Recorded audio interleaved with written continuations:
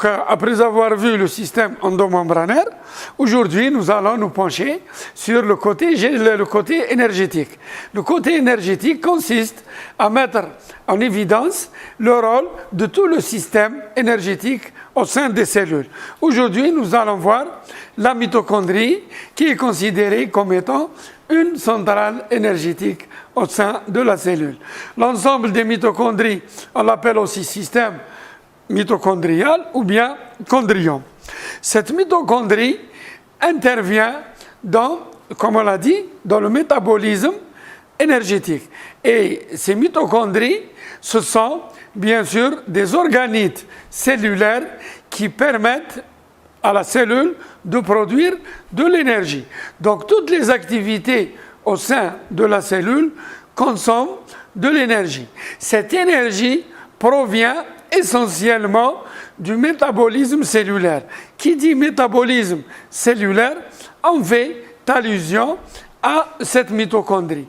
La mitochondrie, c'est elle qui produit de l'énergie, mais quel type de l'énergie?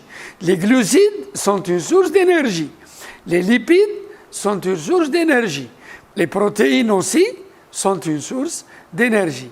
Sauf que la cellule n'a pas les moyens, n'a pas la capacité, n'a pas les récepteurs, n'a pas le mécanisme approprié pour utiliser cette source d'énergie qu'on considère une énergie brute. La cellule utilise l'énergie sous forme d'ATP, adénosine triphosphate. Les mitochondries, en général, quand on parle de mitochondries, il y a toute une histoire à raconter. Ces mitochondries ont été découvertes la première fois par Altman. Il les a appelées bioblastes. Pourquoi? Parce qu'il a vu des mitochondries ressemblant à des bactéries. Et c'est vrai, après l'avènement de la microscopie électronique, on s'est aperçu que ces mitochondries ont pratiquement les mêmes aspects structuraux et fonctionnels en général que les mitochondries. En 1902, Benda, il a donné le nom de mitochondrie, du grec mythos, filament, chondria ou chondros, granule. Il a dit que ce sont des filaments et des granules. En 1932, Bensley, il isole les mitochondries au niveau du foie du cobaye. 52, 53, 64, 65, on a mis en évidence l'organisation structurelle et l'ADN mitochondrial. Et comme vous voyez que les recherches ne s'arrêtent pas, en 1996, Liu et Holst, une équipe japonaise, qui ont décrit le rôle des mitochondries dans la mort programmée. Et là aussi, on a parlé de l'apoptose quand on a étudié le réticulum endoplasmique, et on a aussi mentionné qu'en 2018, l'interaction entre les mitochondries et le réticulum endoplasmique était une action à valoriser, surtout pour le diabète de type 2. Donc ça montre bien que depuis la nuit des temps, qu'on a découvert ces mitochondries, on continue encore à faire des recherches sur la mitochondrie et on verra à la fin du cours qu'il y a encore des recherches qui sont en train de s'effectuer sur la mitochondrie. Les mitochondries, ce sont des organites présents uniquement dans les cellules eucaryotes, sont absents dans les cellules, donc c'est des organites absents dans les cellules prokaryotes. Elles détiennent leur propre génome mitochondrial et un pouvoir semi-autonome. Et là, je m'explique. La mitochondrie a un ADN mitochondrial, a des ribosomes mitochondriaux. Pour votre information, l'ADN mitochondrial est un ADN circulaire, comparativement à l'ADN nucléaire, qui est un ADN hélicoïdal. Vous vous rappelez bien de la terminale, la double hélice de Watson et Crick, qui fut découverte en 1953, après l'avènement de la microscopie électronique. Donc, la mitochondrie dispose d'un ADN mitochondrial. L'ADN mitochondrial est un ADN circulaire et un pouvoir semi-autonome. Alors, le pouvoir semi-autonome ou bien le pouvoir semi-conservatif. le pouvoir semi-autonome ou bien le pouvoir semi-conservatif, c'est la même chose. Ça veut dire que la mitochondrie, si elle a un ADN mitochondrial circulaire, si elle a des ribosomes mitochondriaux de type 70S, donc elle peut synthétiser ses propres protéines. Et là, vous êtes d'accord avec moi, puisqu'il y a un ADN mitochondrial qui va se transformer en ARN messager, et nous avons les ribosomes qui vont lire, bien sûr, cet ARN messager et vont synthétiser des protéines. Ça va de soi. Mais ensuite, pourquoi on a dit semi-autonome, semi-conservatif? Parce que cet ADN mitochondrial ne peut pas synthétiser toutes les protéines de la mitochondrie. Donc, il ne peut pas synthétiser toutes les protéines dont la mitochondrie a besoin. Il fait appel à l'ADN nucléaire ou bien au noyau. Et c'est pour cela on dira que 50 à 60% des protéines sont synthétisées par la mitochondrie pour sa propre maintenance, pour son métabolisme, et les 40% seront acheminés à partir du noyau. C'est pour cela on dira que les mitochondries, elles détiennent leur propre génome. Génome, c'est l'ensemble des gènes, sigma gène, ADN mitochondrial circulaire et un pouvoir semi-conservatif ou bien semi-autonome. Donc, d'ores et déjà, nous avons affaire à un organite qui contient son propre matériel génétique. Comparativement au lysosome, peroxysome, la membrane plasmique, l'hyaloplasme, réticulum endoplasmique, granulohélice, l'appareil de Golgi, tous ces organites n'ont pas leur propre ADN comme la mitochondrie. Comparativement aux autres organites, la mitochondrie et le noyau, ce sont des organites qui ont deux membranes. Les autres organites ont une seule membrane, d'où membrane unitaire. Et il y a d'autres organites qui ont zéro membrane, comme le nucléole dans le noyau, comme les ribosomes, sont dépourvus de membrane.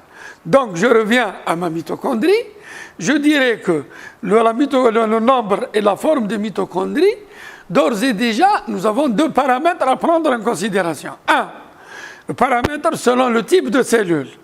Deux, selon l'activité ou l'état physiologique cellulaire. Ça veut dire que si la cellule est au repos, ou bien la cellule est en activité.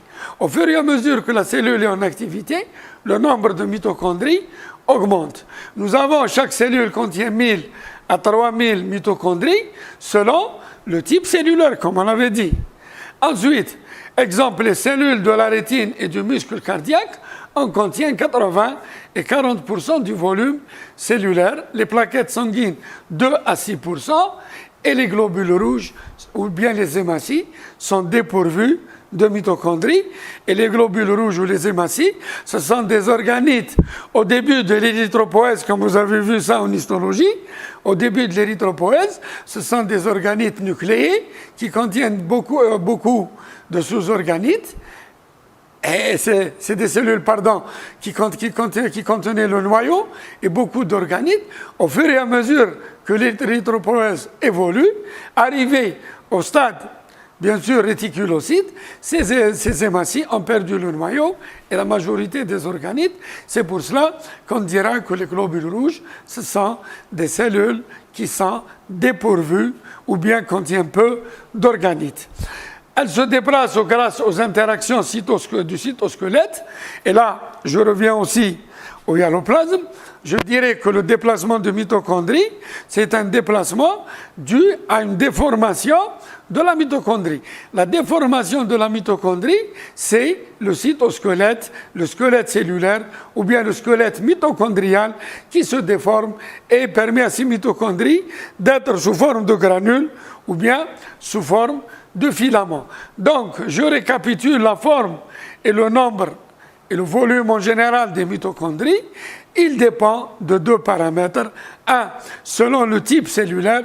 Si une cellule a besoin de beaucoup de mitochondries, donc on aura un nombre de mitochondries élevé. Si la cellule n'a pas besoin, le nombre de mitochondries sera réduit. Par contre, la forme, selon aussi le type cellulaire, mais elle peut être sous forme de granules ou bien filamenteuse. L'observation en microscopie optique, pardon. L'observation en microscopie optique, on avait dit que ce sont des granules, une forme globulaire, plus ou moins allongée, dont la taille varie de 0,5 à 1 micromètre, parfois filamenteuses, et elles peuvent atteindre jusqu'à 10 micromètres de long. Là aussi, je fais une accolade. L'accolade, c'est quoi? Toujours selon le type cellulaire et selon l'activité physiologique de la cellule. Leur forme est spécifique selon le type cellulaire considéré, ça a été déjà dit. Exemple, on compte environ 1500 mitochondries au niveau des cellules hépatiques ou bien des hépatocytes. L'utilisation des colorations. Là, pour mettre en évidence la présence de ces mitochondries, on a plusieurs techniques. Et parmi les techniques, nous avons la coloration physique associée à la microcinématographie ou bien à la vidéomicroscopie. Ça veut dire que comme cette vidéo, je suis en train de vous donner un cours en vidéo, je peux prendre la caméra, la brancher au microscope et je vais observer ma mitochondrie seconde par seconde. Ensuite, je vais associer les images et quand vous allez observer la mitochondrie, vous allez observer la mitochondrie d'un temps à un autre, T1, T2, T3, etc. Et vous observez la mitochondrie qui se déplace. Tout en se déplaçant, elle se déforme. Des fois, elle fait des filaments, elle est de forme filamenteuse ou bien de forme globulaire. Quand on dit microcinématographie, ça veut dire qu'on utilise les techniques cinématographiques en se faisant aider par un microscope. Donc là, ce sont des organismes capables de se déplacer au sein du cytoplasme. Là, certaines colorations cytochimiques ont permis de bien visualiser la mitochondrie.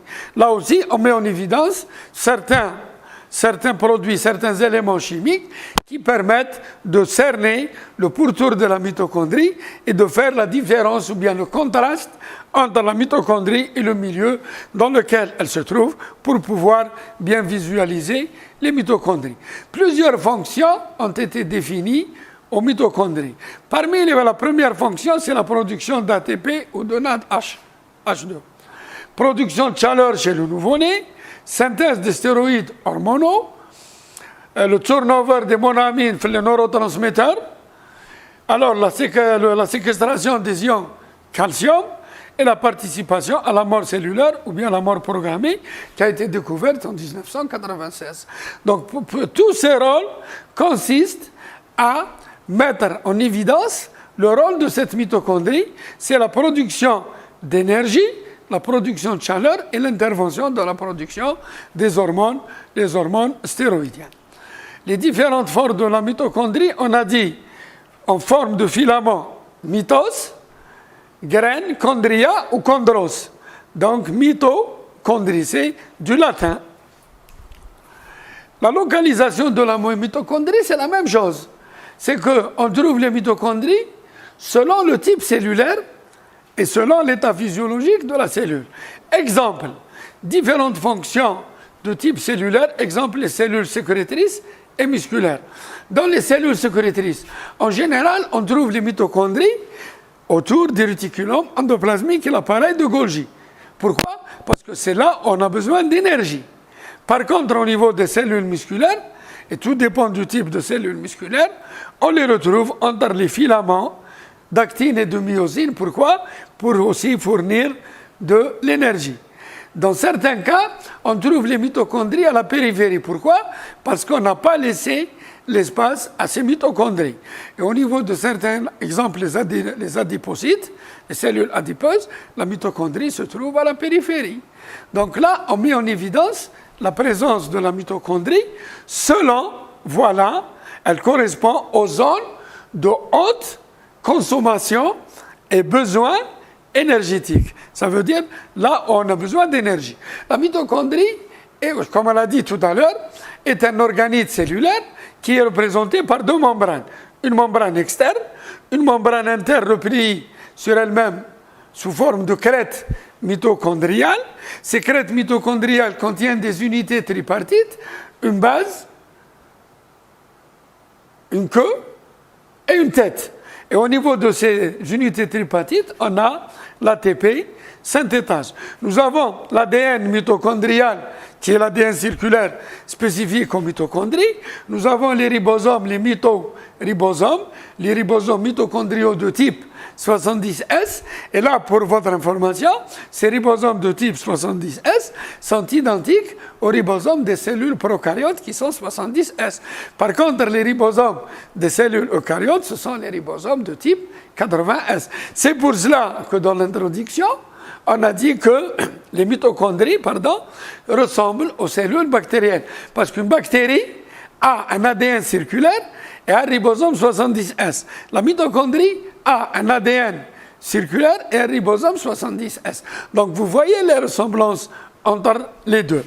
Ensuite, on a des granulations, soit des granulations lipidiques, quelques grains de glycogène, et là, c'est au niveau de la matrice mitochondriale, au niveau de laquelle on verra tout à l'heure, il va y avoir la bêta-oxydation, c'est la dégradation des acides gras, et il va y avoir le cycle tricarboxylique de Krebs, ou bien le cycle de l'acide citrique, ou bien communément le cycle de Krebs. Les constituants des compartiments mitochondriaux. Donc nous avons la membrane externe avec les protéines, les porines, les protéines de transport et les translocases mitochondriaux, L'espace intermitochondrial ou bien intermembranaire contient les cytochromes C. Nous y reviendrons sur le cytochrome A, A1, B, C3, C, etc. dans la chaîne respiratoire. La membrane interne aussi, elle contient des protéines de transport et des translocases, comme la membrane externe. Et l'espace matriciel, on a dit, contient les enzymes de la bêta-oxydation. La bêta-oxydation, c'est la dégradation des acides gras, sous forme d'une hélice appelée l'hélice de Linén. 2. Le cycle de l'acide citrique, ou bien le cycle de Krebs, ou bien le cycle tricarboxylique de Krebs, qui permet de produire des NAD, des FAD réduits et de l'ATP. L'ADN circulaire, propre aux mitochondries, et les composants nécessaires pour la transcription et la traduction. Pourquoi? Parce que les composants nécessaires, nous avons l'ADN circulaire, nous avons les ribosomes, et nous aurons besoin, bien sûr, des enzymes qui vont assurer la jonction entre les acides aminés, exemple, la liaison peptidique. Et là aussi, c'est une peptidyltransférase qui va associer les acides aminés entre eux pour pouvoir synthétiser une protéine. Et la membrane interne, voilà, la membrane interne de la crête mitochondriale, on a le cardiolipide, la chaîne respiratoire, l'ATP synthétase, les protéines de transport et les protéines de découplage. Donc ici, c'est le système de transport et le système enzymatique. Donc ce système de transport et ce système enzymatique, du point de vue physiologique, nous aurons besoin de tous ces systèmes. 1. Dans la dégradation, exemple des acides gras, dans l'hélice de Linén. 2. Dans le cycle de Krebs, production des NAD, des FAD et réduit de l'ATP. 3. Dans la chaîne respiratoire, ça veut dire ces FAD et ces NAD réduits doivent fournir leur énergie à l'ADP pour avoir de l'ATP et de l'eau. Donc là aussi, il va y avoir bien sûr une armada, une panoplie, un ensemble, système enzymatique qui permet à cette mitochondrie d'assurer, de jouer convenablement son rôle métabolique. Le passage des substances, quand il y a une grande quantité d'ATP qui passe, je dirais c'est un passage passif par la porine de la membrane externe. Là, quand il y a de l'autre côté l'ATP qui est en nombre suffisant, donc là, c'est selon le gradient de concentration. Ça veut dire que tout dépend. Si la concentration d'ATP est supérieure à l'extérieur, et elle va passer, on dira c'est un transport passif au niveau de la membrane externe. La réciproque est vraie. Par contre, quand il y a un passage actif, de petites molécules à travers la membrane interne. Donc, la membrane externe, en général, c'est un transport passif.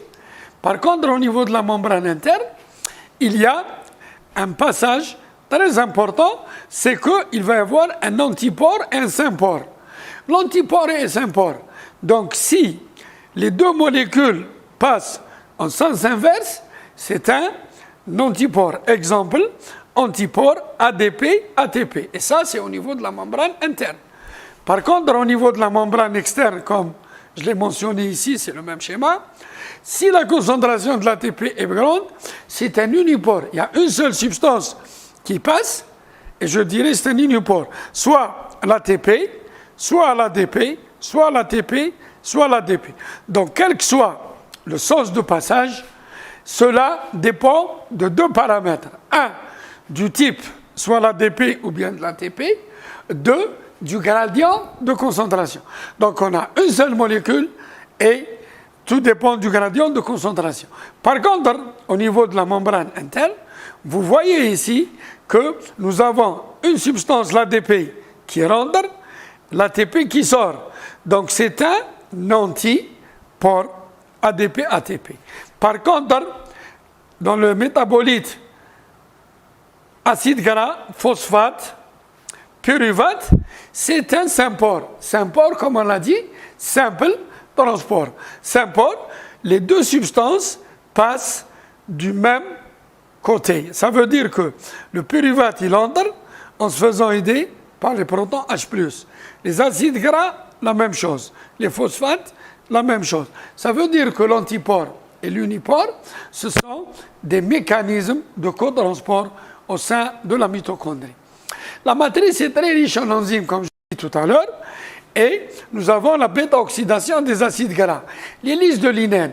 L'hélice de Linén, c'est une hélice qui va permettre de dégrader les acides gras. Chaque fois, on enlève une boucle au niveau de laquelle il y a un NAD et un FAD, et on va multiplier le nombre de boucles par 2, quand on va obtenir ce qu'on appelle l'hélice de Linén proprement dite. Si l'hélice, elle contient, par exemple, 18 carbones, donc nous aurons un certain nombre de boucles qui sera éliminé, suivi d'un nombre de NAD H2 et de FAD H2 et d'ATP. Donc c'est pour cela qu'on dit N sur 2 ou bien N sur 2 plus 1.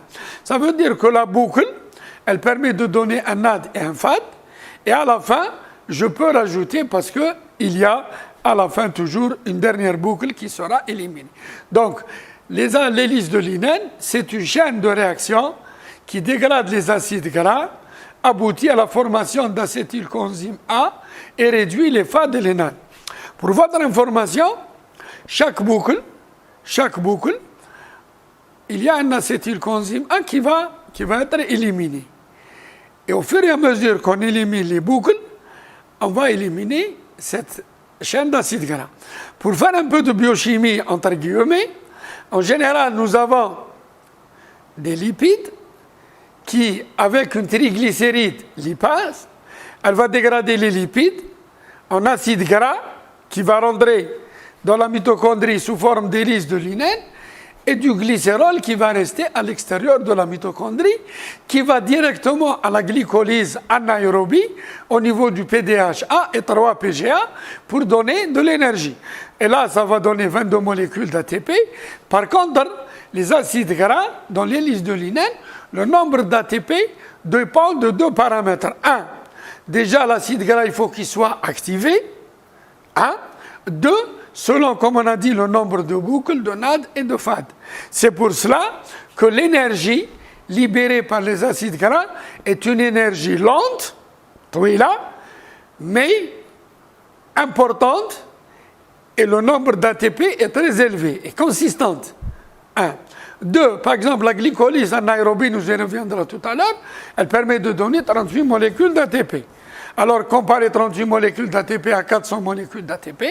Donc, l'énergie fournie par les lipides est une énergie.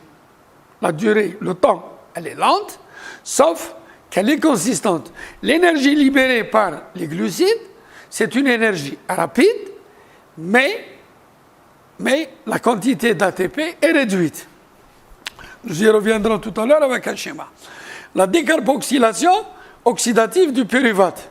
Donc, le pyruvate, ou bien l'acide pyruvique, va se transformer en acétylcoenzyme A. Nous, en cytologie, on parle directement de la décarboxylation oxydative du pyruvate en acétylcoenzyme A. Maintenant, si je veux faire un peu de détail, et là, vous vous référez au métabolisme des glucides en biochimie, là, et des lipides, vous allez voir qu'est-ce qui se passe. Vous allez voir qu'il y a 5 sous-étapes entre l'acide pyruvique et l'acétylcoenzyme A. Le cycle de Krebs ou bien le cycle tricarboxylique de Krebs ou bien le cycle de l'acide citrique. Qu'est-ce qu'il fait? Il permet de réduire cet acide pyruvique chaque fois en enlevant des molécules de CO2, 1, 2, en obtenant du NAD et du FAD réduit. Comme l'acide pyruvique contient 3 carbones, nous aurons 3 molécules de CO2 et nous avons des NAD et des FAD réduits. Ensuite, après ces FAD et ces NAD réduits, la cellule ne peut pas les utiliser comme le glucose, comme les lipides, comme les acides gras. Elle ne peut pas les utiliser comme source d'énergie à l'état brut. Ces NAD et ces FAD doivent subir des transformations dans une chaîne de réaction, d'accord, dans une chaîne de réaction appelée la chaîne respiratoire. Donc c'est pour cela, ici, la chaîne, c'est la réaction de dégradation de l'acétylcoenzyme A qui aboutit au CO2, du FAD, etc. Ça a été déjà dit. Mais après avoir obtenu le NAD et le FAD, voilà, il va y avoir une chaîne de réaction qui est la chaîne respiratoire, la chaîne d'oxydoréduction ou bien la chaîne redox. Donc je récapitule, au sein de la mitochondrie, nous avons la matrice qui est très riche en enzymes.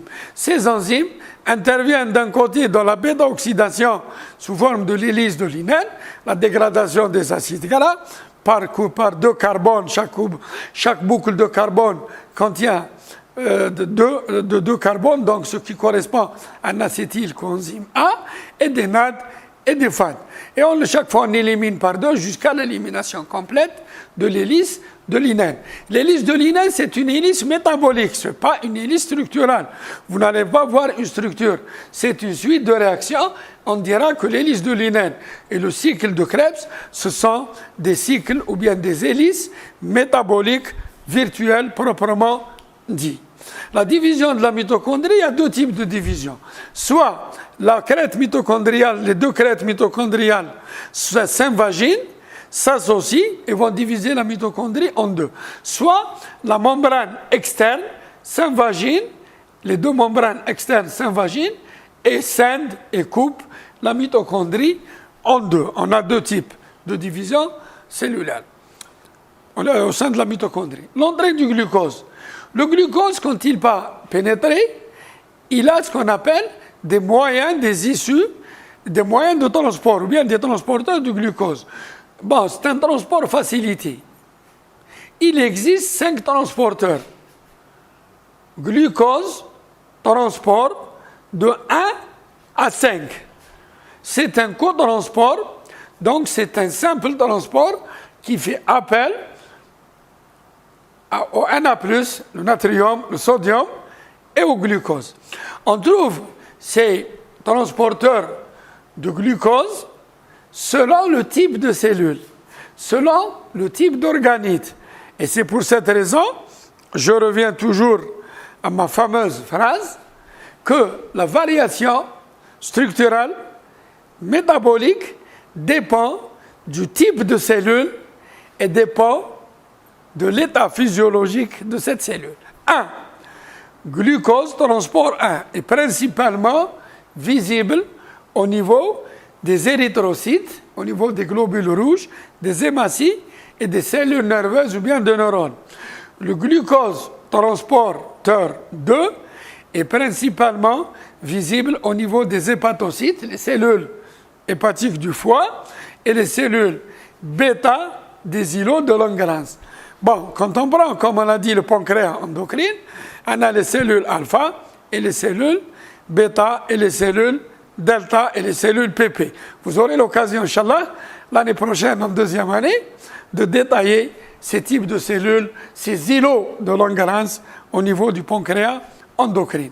Glucose transport 3 est principalement visible toujours au niveau des cellules nerveuses, musculaires striées et des adépocytes. Vous avez eu l'occasion aussi de voir le tissu musculaire en histologie. Glucose transporteur 5, principalement visible aussi au niveau des entérocytes et des spermatozoïdes. Les entérocytes, ce sont les cellules intestinales.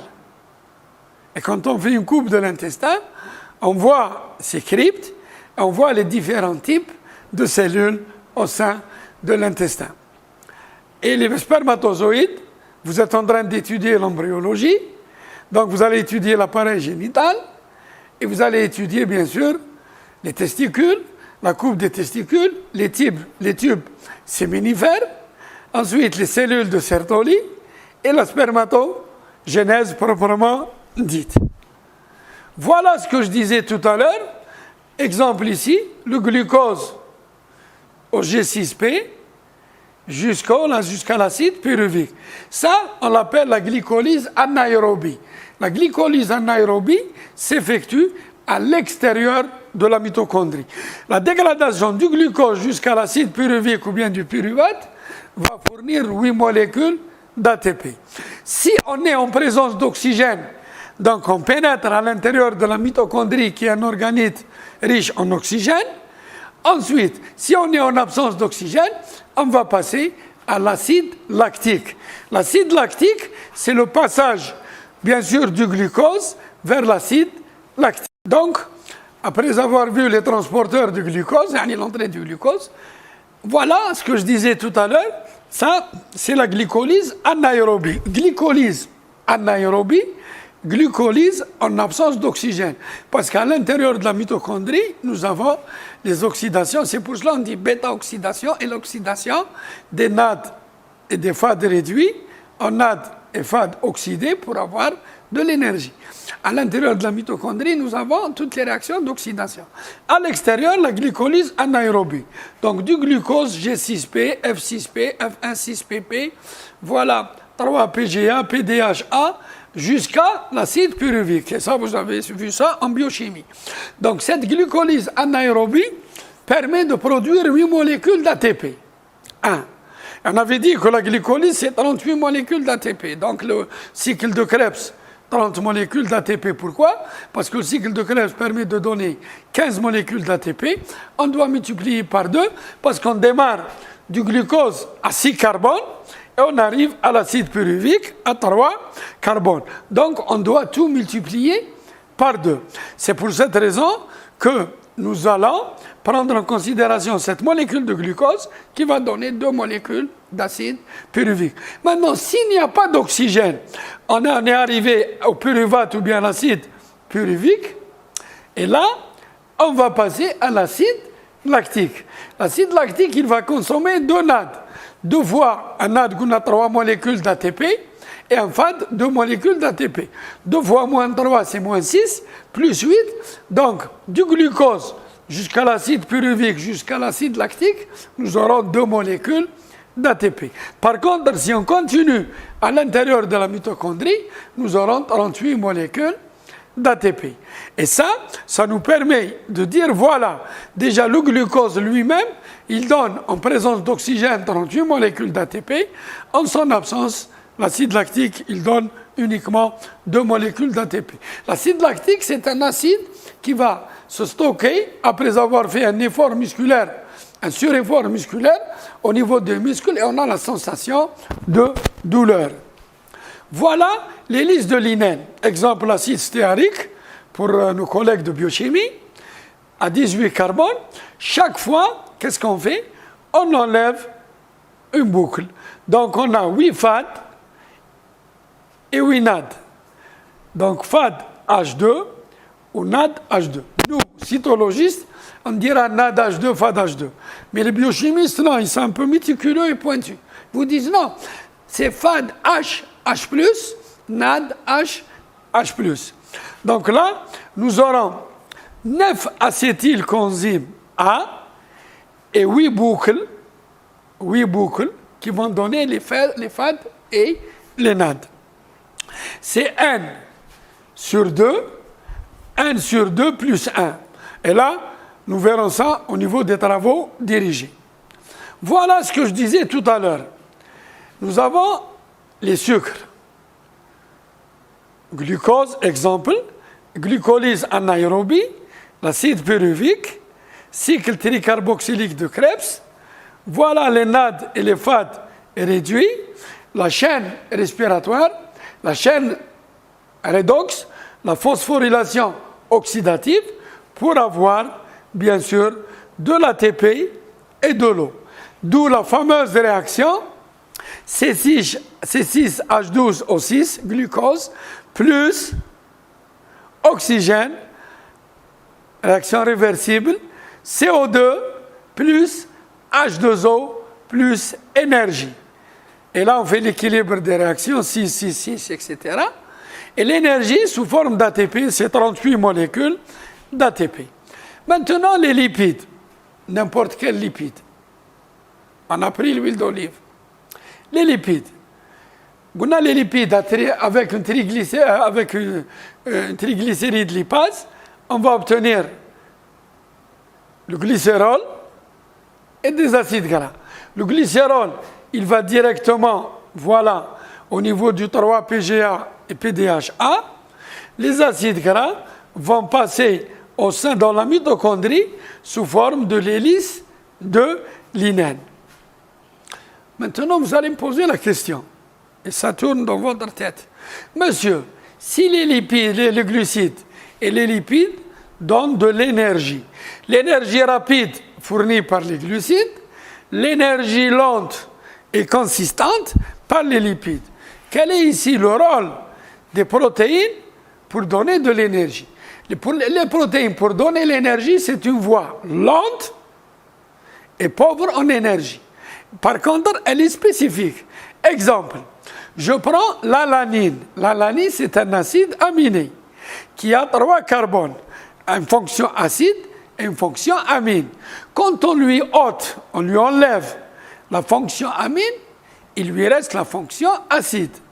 Par un phénomène de transamination, cette fonction acide au niveau de l'alanine à qui on a enlevé, ôté le groupement amine, comme par hasard, a la même structure que l'acide pyruvique. Donc là, la protéine se dégrade en acide aminé, un phénomène de transamination ou bien de désamination, elle va directement donner l'acide pyruvique. 1. 2. La glutamine, qui est un acide aminé, un deuxième exemple, elle va aussi libérer, on va lui enlever son groupement amine, elle va se transformer en intermédiaire du cycle de Krebs, l'acide alpha-cétoglutarate, glutarique, ou bien l'alpha-cétoglutarate.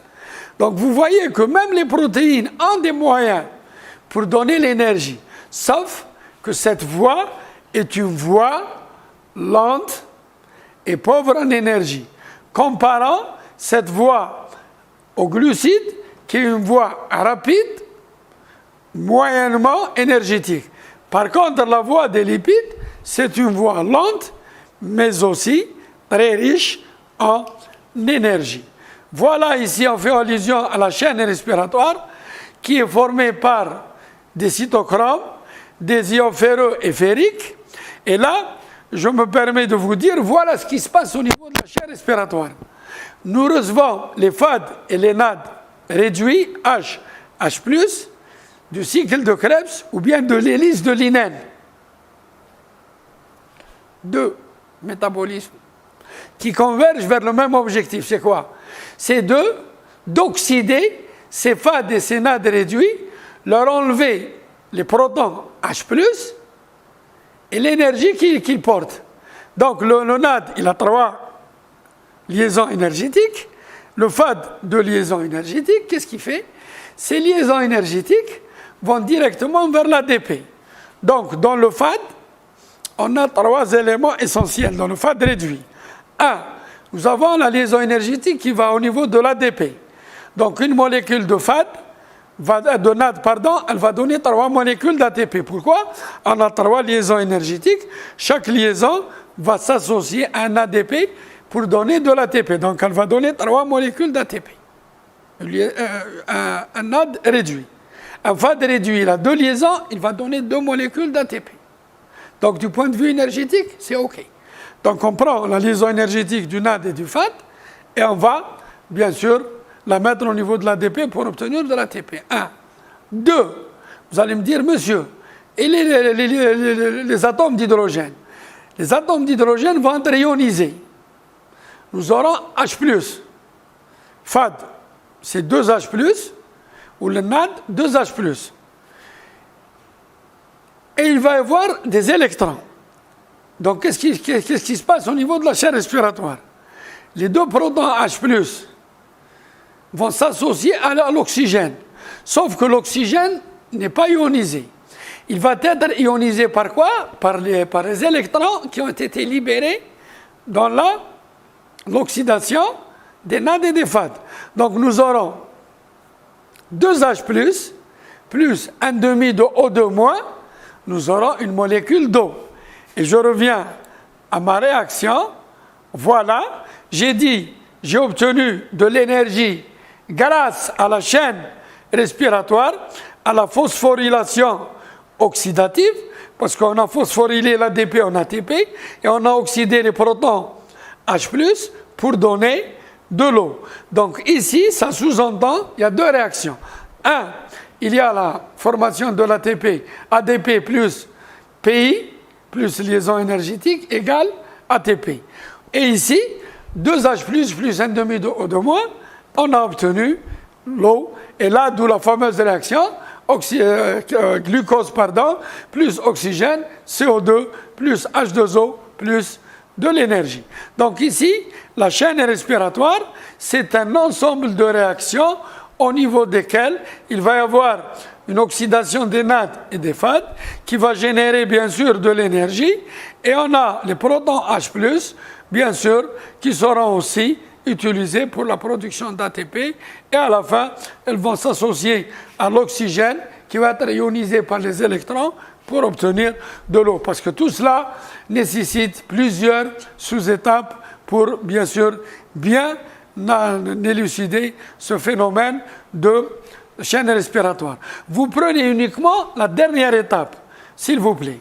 Voilà un demi de O2 plus 2H+, plus les électrons, voilà, que j'ai dit tout à l'heure, les électrons, donc plus 2H+, on a obtenu de l'eau. De l'autre côté, toujours le gradient de proton H+, ADP plus PI, plus la liaison énergétique, on a obtenu de l'ATP. Éventuellement, si vous aurez des questions, donc vous les envoyez au délégué, et là, il peut m'envoyer les questions, je vais classer toutes les questions que vous poserez, Inch'Allah, et je vais répondre aussi par vidéo, question par question. L'ADN mitochondrial, c'est un ADN bicaténaire, 5 à 10 copies par mitochondrie, environ 5000 copies par cellule. Donc, c'est 1% de l'ADN cellulaire, vous voyez, qui représente peu d'ADN par rapport à toute la cellule. Donc, c'est des gènes discontinus ou bien contigus. Il n'a pas d'introns. En général, dans les gènes, au niveau du noyau, on a l'intron et les exons. Ici, nous avons uniquement les introns. Un système de réparation présent mais incomplet par rapport au système de réparation de l'ADN hélicoïdal ou bien l'ADN du noyau ou bien l'ADN nucléaire. Il possède un code génétique différent de celui de l'ADN nucléaire, ça va de soi. La transmission est maternelle. Bon, là aussi, je reviens un peu à l'embryologie. Quand vous allez étudier la fécondation, on vous dira que la majorité des mitochondries dans la fécondation proviennent de la mère, mais en général, maintenant, les nouvelles études disent aussi qu'il y a des mitochondries paternelles qui persistent. Mais la majorité des mitochondries sont des mitochondries maternelles et par conséquent, la transmission des maladies génétiques héréditaires est généralement, essentiellement maternelle. Code 37 gènes, 100 000 fois quantitativement aux informations de l'ADN. Donc, vous voyez aussi qu'il y a un code génétique qui intervient. Pourquoi? Parce que nous avons un ADN, nous avons des gènes qui vont, bien sûr, qui vont s'exprimer en protéines. Et là aussi, je reprends, et je dirais, c'est le pouvoir semi-conservatif de l'ADN mitochondrial par rapport à l'ADN nucléaire. Permet la synthèse de 13 ARN messagers, 22 ARN T et 2 ARN R et 12 S et 16S. Bon, là, j'ouvre une parenthèse, je dirais que, en général, quand on voit les ribosomes, quand on voit les ARN R, je ne peux pas les classer comme ça. Ces derniers sont classés selon le coefficient de sédimentation. Mu'amel Tarasub. Ce coefficient, il permet de classer ces ARNR, ces ribosomes, selon le coefficient de sédimentation. Ce coefficient de sédimentation, il est exprimé en 12 S. Le S, c'est l'unité de sédimentation, c'est le Svedberg. Les maladies liées à l'ADN mitochondrial peuvent toucher, comme on a dit, deux sexes, essentiellement maternels, uniquement la mère. Les effets dépendent du nombre de mitochondries touchées, bien sûr. Au fur et à mesure que le nombre de mitochondries touchées est élevé, la maladie s'exprime selon le pourcentage de maladies de mitochondries touchées. La maladie de Kearns-Sayre, qui se traduit par des troubles oculaires et myopathie, donc soit au niveau de la vision, au niveau des muscles. Une grande délétion, une grande diminution, une grande dégradation de l'ADN mitochondrial, 60% des molécules sont mutées et par conséquent, les mitochondries ne peuvent plus accomplir son rôle. Et comme je l'ai dit au début du cours, on a découvert la mitochondrie par Altman en 1890 et vous voyez en 2018 et maintenant même en 2020, on continue à faire des recherches sur les mitochondries. Donc, la SLA, sclérose latérale amyotrophique, ou bien la maladie de Charcot. Alors, vous voyez des neurones malades tentent de s'adapter, mais en vain. Là, la mécanique physiopathologique qui cause et entretient la dégénérescence neuronale reste méconnue jusqu'à ce jour. Voilà, qu'est-ce qu'ils ont fait? Dans les cellules nerveuses, voilà, il y a une mutation d'un gène SOD1, et là, néanmoins, il a permis de la cerner davantage en identifiant quoi? En identifiant une protéine synthétisée à partir de ce gène muté qui ne se replierait pas correctement. Donc là, on fait allusion au repliement des protéines. Et le repliement des protéines, le réticulum endoplasmique. 2. Elle s'agglutinerait plutôt aux mitochondries. Donc là, au niveau des mitochondries, il va y avoir une agglutination de ces protéines. Des structures qui font office de centrale énergétique de cellules entraînant le dysfonctionnement dès le stade embryonnaire. Ça veut dire que les gens qui ont un SLA, cette sclérose latérale amyotrophique, déjà, du point de vue à l'échelle embryonnaire, les anomalies ont déjà commencé. Et c'est pour cela qu'ils ont observé que les mitochondries, en observation, beaucoup d'études montrent que ces mitochondries sont impliquées dans la SLA, aussi dans plusieurs maladies neurodégénératives comme l'Alzheimer ou bien le Parkinson, voire de nombreux cancers. Donc ils ont mis en évidence que cette structure d'ADN mitochondrial, quand il y a mutation, comme on a dit tout à l'heure, 60% de protéines, 60% des gènes, des protéines ont muté. Donc il y a une mutation génétique qui va se transformer en mutation protéique et par conséquent, il ne va plus y avoir un contrôle, bien sûr, bien défini. Et là, ils ont combiné le fonctionnement de la mitochondrie et l'analyse générale des voies métaboliques afin de mieux cerner les différentes fonctions impliquées dans cette maladie. Ça, c'est un extrait. Mais en réalité, quand on lit l'article, si vous voulez vous référer, allez-y voir, bien sûr, cette étude qui a été effectuée par une équipe française de l'INSERM, et ils ont mis en évidence que la mitochondrie intervient, bien sûr, dans cette maladie, mais au début, surtout durant l'embryogenèse. Je vous remercie pour votre attention et à bientôt, Inch'Allah.